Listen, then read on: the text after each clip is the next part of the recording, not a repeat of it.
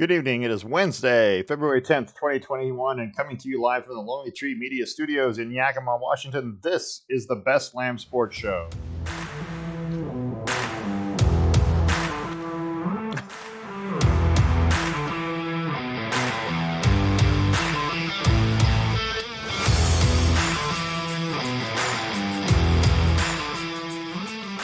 I'm your host, David Lamm, and Parker should be with me hopefully shortly. He's stuck in that Portland traffic. You know, he gets off work at 5:30, but it's 7 and he hasn't made it home yet. So there's a lot of traffic going on in Portland. I apologize because I think just a minute ago I said it was Wednesday, February 10th. I was reading that off a script that I wrote yesterday. I think it's Thursday, February 11th. Anyway, not a big deal.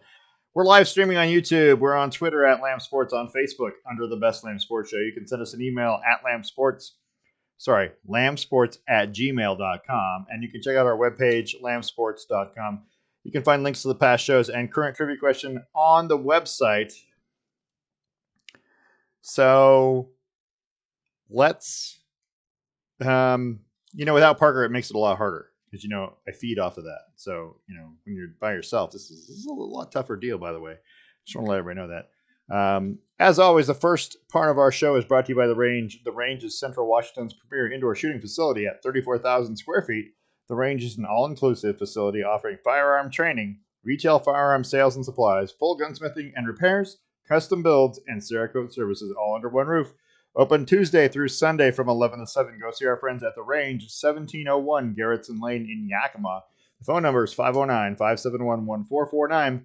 Make sure you ask for Chelsea and mention the Best Lamm Sports Show. The Range, educate, equip, and empower.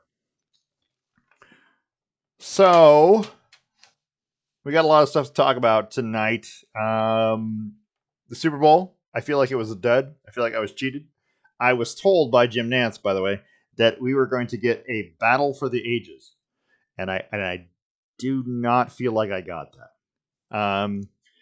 We'll talk about that in a bit. We have NBA basketball, NHL hockey, a new Major League Soccer collective bargaining agreement. We just talked about that last week. There was a chance of a lockout. That's over. There's some Formula One news. And we ran out of time last week, so we didn't get a chance to get to the biggest story of all sports so far this year, which is the return of EA Sports college football game. But first, we have trivia. And everybody loves trivia. Do they not? I mean, I don't know. Maybe it's just me. I like trivia. So we're going to talk about some trivia question. And you know what? I'm having a little technical difficulty right now. So just give me a half a second. And we should be good to go. So, trivia question brought to you by Stave & Stone Wine Estates in Hood River. And right now, I have, they're open, by the way, Stave & Stone Wine Estates. Both facilities starting tomorrow, Friday, February 12th. Both locations are open for indoor seating. Seating is limited, so you got to call and make a reservation. The winery at the Vineyard is 541-946-3750, 12 to 6 daily. The downtown tasting room is 541-490-9461, 12 to 6 also, Friday through Monday, so just over the weekend. Make sure you warm up things this Valentine's with a flight of 4 of their Reds, paired with a delectable selection of chocolates made by Columbia Gorge Confections. Only available February 10th through the 15th while supplies last. So go see our friends at Stave & Stone Wine Estates. The address is 3827 Fletcher Drive. That's the one. That is the tasting room at the Vineyard. Call them at 541-WINE-750, 541-946-3750, or info@stavenstone.com. Stave & Stone, wines with personality. So, trivia question, which, is that's what we do every week. Here's the trivia question. Kobe Bryant was one of the greatest players in NBA history.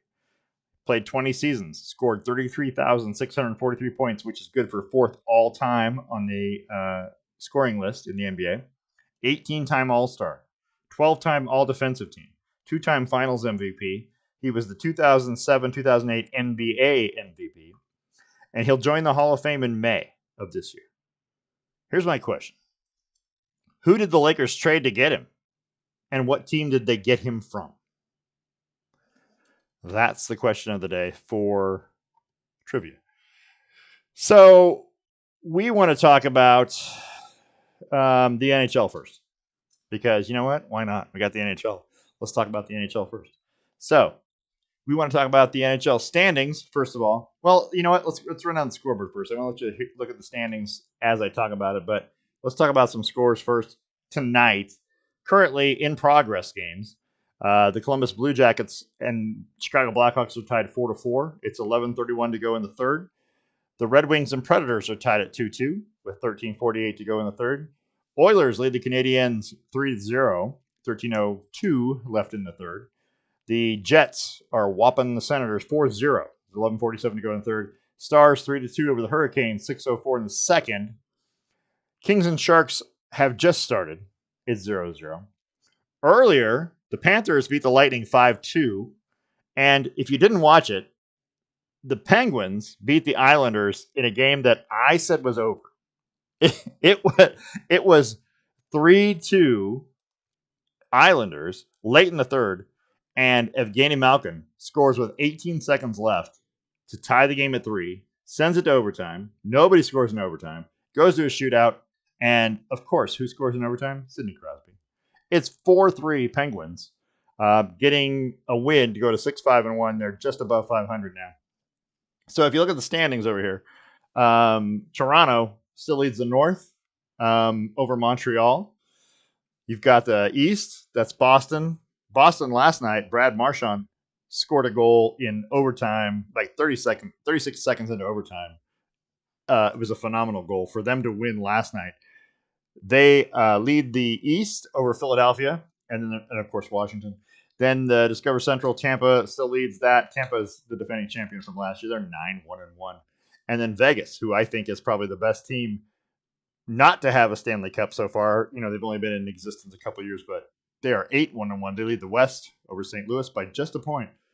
So, some other news.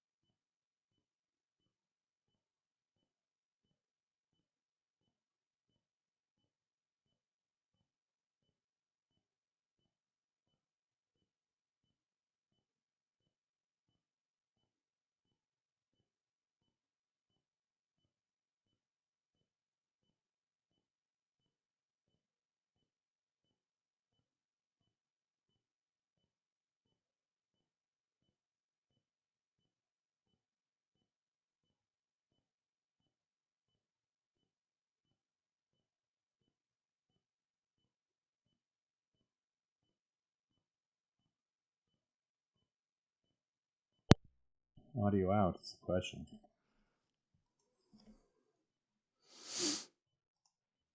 And why did it work? And now it's back. Well, I apologize for that. It appears that the audio went out, and I have no idea why. I literally did nothing, and now it's back. So, it wouldn't be a Best Slam Sports Show if we didn't have a technical difficulty or two. I'm sure there's more coming. So, let's back up for just a minute, and we're going to go back to the NHL. That's where we stopped. That's where the audio cut out. So, let's go talk about Penguins and their new general manager. Let's back up. Hold on. Let me find everything because, it's done messed up now because I don't know what happened. I have no idea why that stopped. I literally did nothing and it came back on. All right. So we were talking about the Pittsburgh Penguins. They hired Brian Burke as the president and former Philadelphia Flyers goalie Ron Hextall as their new GM. Their longtime general manager Jim Rutherford resigned abruptly on January 27th for personal reasons. My question was, can you trust Ron Hextall, who's a Flyer, to run the Penguins? Penguins obviously 6-5-1 this season, and their core of stars is Crosby, who's 33, Malkin, who's 34, and Letang, who's 33. They have no first round picks this season in the NHL draft. Also, news: Mikko Koivu of the Minnesota Wild announced his retirement. On Tuesday, following a 16-year career. Koivu is the Wild's all-time leader in games played, 1,028 assists to 504, and ranks second in goals scored at 205. He's the younger brother of Saku Koivu, who played 18 seasons in the NHL, most of them as the captain of the Montreal Canadiens. So the other thing we're seeing right now is empty arenas, and that's a picture that you're looking at right now. Tuesday's Capital Flyers game was postponed because of COVID-19 issues with the Flyers. There are now 5 NHL teams on pause because of an outbreak, and I said once to nobody apparently because nobody was connected. That tonight alone, the Capital Sabres, Devils Flyers, Blues Wild, and Coyotes Avalanche. All 4 of those games are postponed because of COVID. It's going to be hard for them to make it up, but you know what? They got to find a way and schedule those games and get things rolling. We'll see how it goes. So that brings us back to where I was, I think, with the NBA. Let's talk about the Blazers for a minute. Portland Trailblazers are 13-10, currently hold the 5th spot in the West. Last night, this was Tuesday night, I'm sorry, Portland beat the Orlando Magic 106-97 at the Moda Center. Carmelo Anthony scored 23 points off the bench for Portland and passed Oscar Robertson for 12th on the NBA's all-time scoring list. The Blazers also won a big game on the road at Philadelphia last Wednesday, 121-105. Philly, if you'll remember, is the leader in the Eastern Conference of the NBA. Gary Trent Jr. scored 24. Carmelo Anthony had 22 to lead Portland. Enes Kanter, 17 points and 18 rebounds. Portland out-rebounded the Sixers 53-37, and they went on a 14-2 run to start the second half and never really looked back. The Blazers were also playing without Damian Lillard, C.J. McCollum, Yusuf Nurkic, and Zach Collins. So 3 starters for the Blazers, and they still managed to get a win against the Sixers. So they followed that up, by the way, with a loss to the Knicks, who are a bad basketball team, but a disappointing 110-99 loss to the Knicks on Saturday afternoon. Lillard had 29 for Portland, but the Blazers went through a 4-minute stretch of the game right in the middle, just before halftime and just after halftime, where they did not score, and that enabled the Knicks to take control. Blazers are the 4th leading scoring team in the NBA at 114.9 a game. However, they are also a very bad defensive team. They're treading water. They're doing exactly what we were talking about earlier, which is, they're winning here and losing here and winning here. It's 1-1. It's back and forth. We don't know how good they're going to be exactly. You can only wait until the injuries, people recover from the injuries and they get all the players back. That's when we'll know how good a basketball team this really is. But that's been Portland's struggle for, I don't know, last 3 or 4 years, is that there's always a big injury. There's always somebody missing. It would be nice if they could put it all together at some point in time. We'll see if when everybody comes back. Right now, I'm watching Blazers and Sixers from the Moda Center, Portland, about halfway through, 4 minutes into the first quarter. Portland 17, Philadelphia 13. Portland has the ball. Wearing those lovely Oregon uniforms, not Trailblazer uniforms. They're Oregon uniforms if you haven't watched them. Let's look at the NBA right now real quick. So the NBA standings. Let's talk about the Brooklyn Nets. They lost 4 out of their last 5, but they still hold the 3 seed in the East behind the Sixers and the Bucks. The Bucks have won 5 straight to move into second place. The Jazz are still holding the West number 1 seed ahead of the Lakers and Clippers. The Nets, man, they got all that talent. They got everybody. Kevin Durant and James Harden and Kyrie Irving, and you'd think that this is a super team. They cannot seem to put it all together. I don't know what the deal is. Their defense is awful. They are last in the NBA in terms of points per game on defense.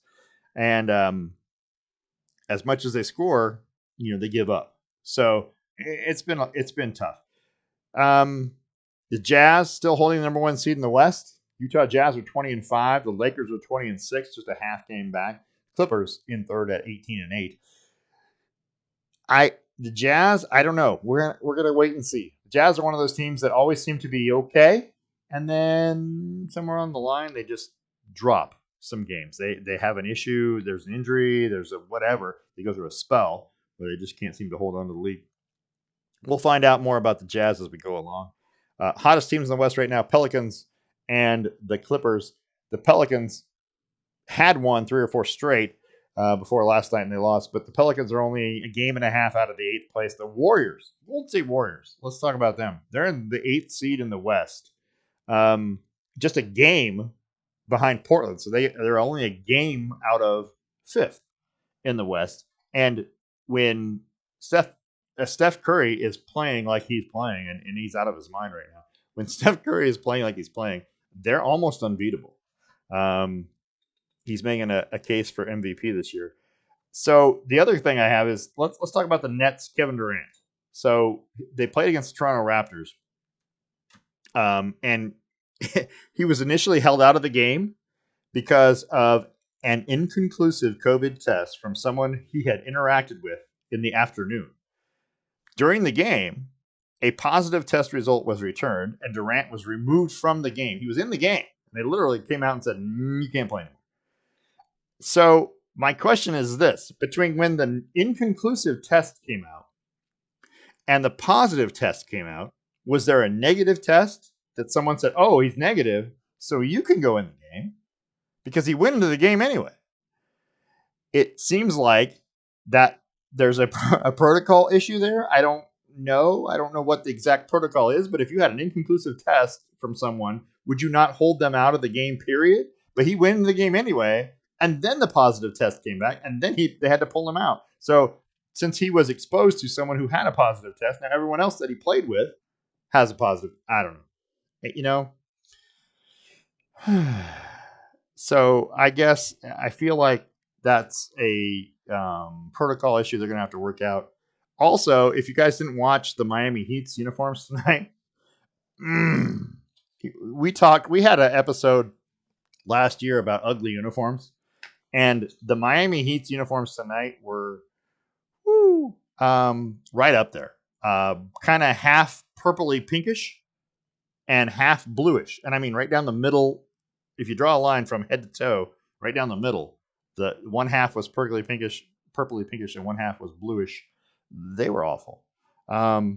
Did not appreciate those uniforms. But hey, I don't pick them. I don't get to make them. Whatever. So let's talk about the Major League Soccer for a minute. The MLS lockout that is not. Major League Soccer announced on Monday that the league and the MLS Players Association have finalized a new collective bargaining agreement covering the next 7 years through 2027.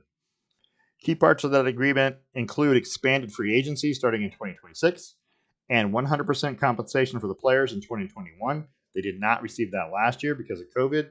This year, they're guaranteed their money. Everything else, if you read it, was a whole bunch of revenue sharing and salary cap details that will bore you to death. But bottom line is, there will be soccer. and it will start. I think it starts a little late this year. They were going to start that first week in April, but I think the news that I read was that it had been postponed a week, and I want to say April 12th is the official start date for MLS. But if you go to MLS.com, you can find all that information. They'll point you in the right direction for all you Sounders and or Timbers fans. That's your place to go. MLS.com will have everything for you. So we also had some Formula One news. Current Formula One champion, all-time wins leader Lewis Hamilton, signed a one-year deal that will keep him in the Mercedes team through 2021. There's been much speculation on whether Hamilton would continue to race for Mercedes and whether he will stay in F1 after this coming year if he wins an 8th season title and surpasses Michael Schumacher. I listened to an interview with his boss, Toto Wolff, of the Mercedes team, and it is, let's say, inconclusive. I, I heard what he said about why he only signed a one-year contract. I can't possibly tell you what he meant in that, blah, blah, blah. The next year there's a rule change and blah, blah, blah. I was like, it sounds to me like you want to see if he's as good as he was last year, if he's going to be as good, or maybe Lewis Hamilton is pulling the strings and says, you know what? I don't know. Maybe I don't, after this year, if I win an 8th title, maybe I don't want to come back. Maybe I'm done with Formula One. There's nothing more for me to prove. It could be any of that or all of that. We have no idea. But Lewis Hamilton will be driving a Mercedes this year, and that starts in March, Formula One season. So the second half of the show, and I'm on the wrong picture, but I'm going to it right now. Second half of the show brought to you by Boss Kitty Hand-Dyed Yarns. So this Valentine's Day, celebrate their obsession with a BossKittyShop.com gift card, and be sure to tune in to BossKittyLive.com 6 p.m. every Monday and Wednesday and 11 a.m. every other Sunday for fun, fiber, games, tutorials, and the occasional F-bomb. That's Boss Kitty Hand-Dyed Yarns. Yarn so boss, you'll knit your pants. Second half of the show, you know what we want to talk about? We want to talk about the Super Bowl as a recap. It was, I think I said at the beginning of the show, and if you didn't hear me, I feel like I was cheated. 31-9, Tampa Bay handled Kansas City, and it was not close. Patrick Mahomes ran for his life pretty much the entire game. It was not pretty. I don't know. You can say what you want. I just didn't feel it. I didn't feel like ever Kansas City was in that game. And Tampa Bay had control of it. They were forcing at the okay, let's back up. At the very, very beginning of the first quarter, Patrick Mahomes ran a couple times, looked good doing it. And I was like, okay, they need to do that to make sure that they can get some yards. And then I'm sure the turf toe kicked in and, he couldn't run like he would normally like to run. So he didn't look like the Patrick Mahomes, and he was trying to dump the ball downfield. Let's be honest about the throws that he made on the run or under duress. He made some incredible throws that hit people on target, and they either were just barely tipped away or, it just hung in the air a hair too long. He looked good at what he did, considering what was going on. It was really, really difficult for him to have any time. And the picture on the screen right now says it all. When you're laying out flat, parallel to the field, throwing the football downfield, that's not good. It got chippy. The game did. And that's one of those things that I wasn't necessarily thrilled about. First, let's talk about the MVP. Tom Brady's named the MVP of the Super Bowl. 21 of 29, 201 yards and 3 touchdowns.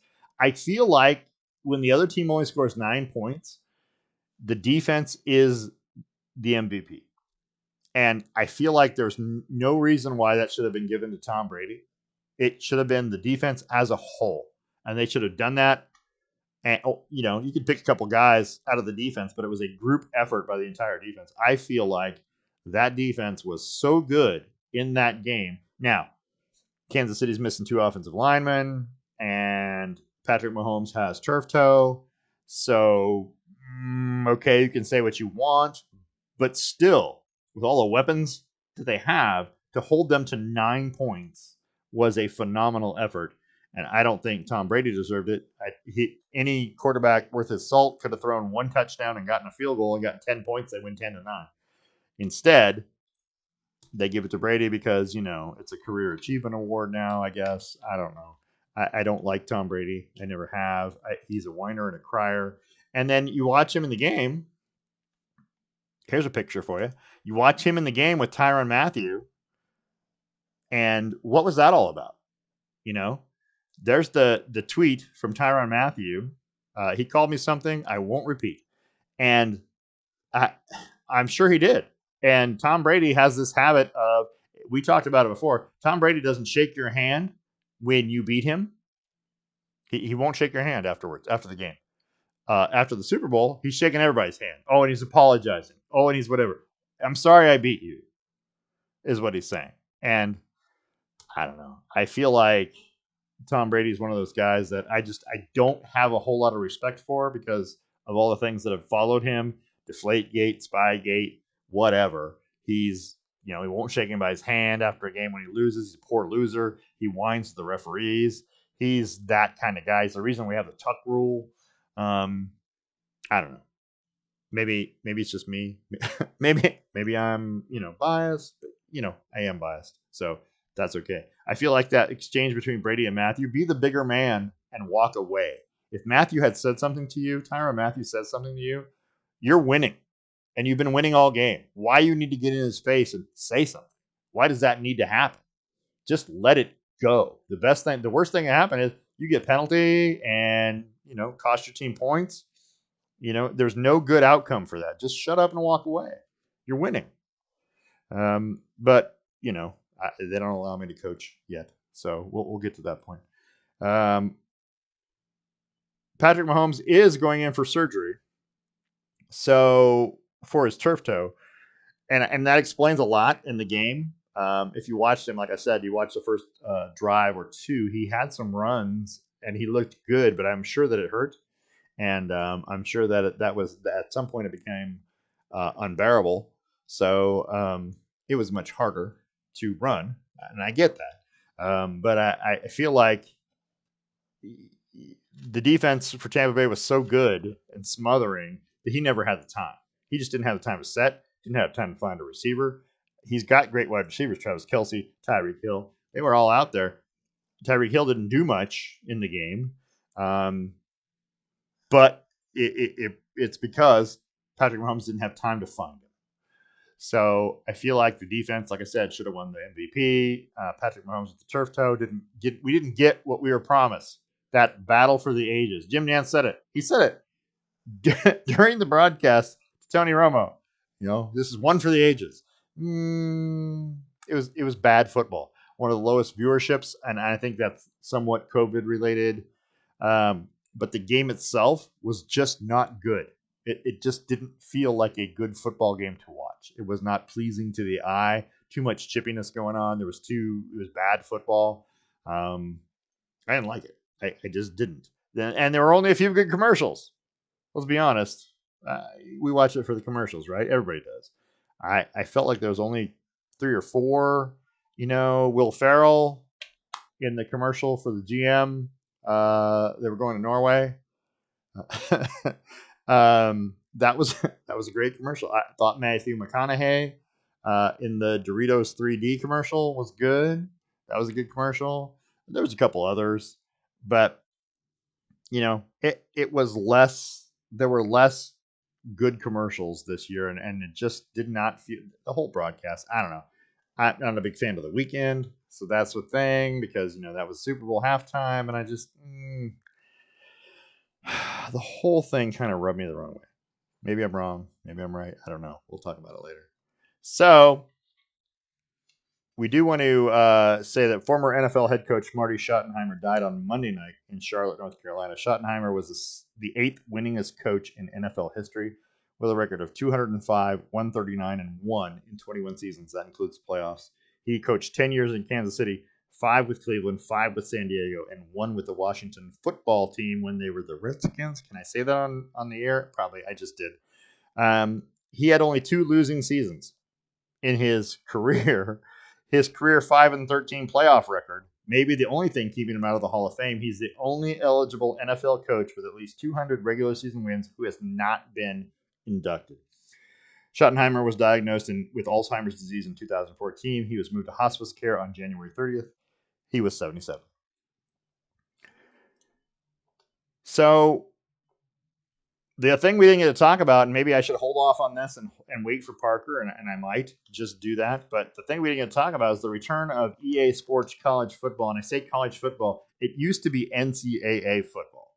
NCAA football 2009, 2010, whatever year. But they had gone on hiatus thanks to the lawsuit by Ed O'Bannon from UCLA, the name, image, and likeness lawsuit that they had filed. 2014 NCAA 2014 was the last NCAA football game that was put out. It was put out in 2013. That had Michigan quarterback Denard Robinson on the cover. So it's been gone for 8 years now, and they've announced that it's coming back. So the question that you have is, when can I play it? Well, to be determined at this point. No one from EA Sports has committed to when the game could return or even a date to announce a launch date. So for now, you can consider the news to be a commitment for the game to return at some point. It won't be this year. That's the only thing we do know. So what's going to be in the game? What are they going to include? Well, that's still also unclear because it's really early in the process. They're working with the collegiate licensing company, which is a licensing partner for many schools, on securing the use of the stadiums, uniforms, mascots, traditions, and names for over 100 teams in the FBS. The game itself is supposed to be a deep, immersive experience that has true, wide-open gameplay for college football. What it looks like is still to be determined, and it's going to depend on the technology of next-gen gaming systems, the PS5, the Xbox Series X. It could have an eventual tie into Madden, apparently, if you played the Madden football games. NCAA football is one of those games that I just love playing. It was fun to play. Challenging, had different levels. It was great. And if you look at the pictures that are going across your screen, I'm showing you all kinds of stuff from the history of the NCAA football game. And some of those were so blocky and so terrible, the graphics. You can tell what's old from the 90s versus what's new. Some of them have the actual pictures on them, or I have the date on them, like the NCAA football 2002 that you're looking at right here. It got better as it went on, as technology went forward, and we had much better graphics. It was a much better game to play. The gameplay, the smoothness, less jerky. It was a lot more fun. I'm looking forward to it returning. We'll talk about it with Parker when he gets back next week. But NCAA football's coming, so pay attention. Look for it. If you can get a PS5, by the way, which is a thing. Can't get a PS5. So one of those things, I'm going to promise. I promised one of our listeners here now, so that we would talk about this. Is that I told everyone that we wouldn't have any mixed berry talk, but we're going to talk about mixed berries for just a minute. So apparently, I did the mixed berries wrong. We keep here in the house a bowl of mixed berries almost all the time, and some fresh homemade whipped cream to put up on top of the berries. Usually for breakfast, we eat, especially on the weekends. Get a little bowl that goes with your breakfast, and throw a little whipped cream on top, and it is literally strawberries, raspberries, blueberries, and blackberries mixed together. Well, one morning, all the fruit we got to make a new bowl, so I got all the fruit out and rinsed it off, and cut up the strawberries into smaller chunks because you're not going to eat a whole strawberry at a time, but strawberries in smaller chunks. And apparently, I did it wrong because I put the raspberries and the blueberries in first, and then the blackberries and the strawberries on top, and I got in trouble because I literally said, it sounded something like, "Don't you listen to me?" Um, Apparently not. But my thought was, it's mixed berries. I'm going to mix it up, right? Does it matter what's on the bottom? Because apparently the raspberries on the bottom get crushed and okay, but I feel like they weren't on the bottom for a minute. I mean, it was not like 1,000 pounds of pressure on top of them. It's strawberries and blackberries, and so I put I put the raspberries in first. It'll never happen again. That's the reason why. And then literally there had to be a scientific poll as to, how do we do this? Do you guys do it the same way? Was it wrong? And you know what? This is what happens when you live with someone with OCD. So I feel like it doesn't matter because first one you grab, you throw in. Next one you grab, you throw in. You mix them up, right? No, that's not how you do it. So um, just want to let you know. So answer to the trivia question. You guys remember the trivia question? Does anybody remember the trivia question? The trivia question was Kobe Bryant, greatest players in NBA history, one of the greatest in NBA history. Who did the Lakers trade to get him, and what team did they get him from? That's the question. Um, so the answer, which I'm going to give away right now, is Vlade Divac. That's who the Lakers gave up to get Kobe Bryant. That's part one. Part two is who did they trade him to? Team did they trade with to get him? Well, that's the Charlotte Hornets.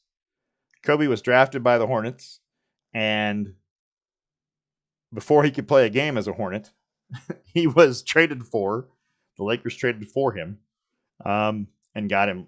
Kobe Bryant is one of the best of all time, and as you can tell by the pictures, he played not only with Michael Jordan, he played with LeBron James. And as much criticism as he takes about not being a passer, not passing the ball, and you'll see that. You'll see all kinds of, if you look it up, you'll see all kinds of memes about Kobe Bryant not passing the ball. The man averaged about 6 assists a game, which is not bad considering he also scored about 26 points a game. So that's your answer. Vlade Divac was traded for Kobe Bryant to the Charlotte Hornets, and that's how they got him. So that's basically all we have for this week. We're going to come back next Wednesday, the 17th. We're going to talk about the NBA. We'll talk about the NHL some more. We'll have both updates. We're going to have college basketball. We'll talk about spring training. Pitchers and catchers are reporting on Wednesday, the 17th. If you like baseball, that's coming up soon. And then we're going to try and look at the best sports moments of 2020. There were a few, and we're going to cover maybe the top 5 best sports moments of 2020 next week, next Wednesday the 17th. Again, we're live streaming on YouTube every weekend. We're on Twitter at Lamm Sports, on Facebook under the Best Lamm Sports Show. You can email us lambsports@gmail.com, and by all means, go to our website. This is it right here, lambsports.com. You can see there's the front page, some information about us. We have trivia question and answer. There's a link to the answer you can click on. All kinds of stuff. There's old episodes. You can go listen to old episodes if you want to. There's a photo gallery in there, all kinds of stuff if you haven't seen it, but all kinds of things you can look at, all kinds of visual appeal. We want to thank our sponsors, the Range and Yakima, Boss Kitty Yarns, and Stave and Stone White Estates in Hood River. This has been a Brain Rock production, a division of Lonely Tree Media. Thanks for listening, and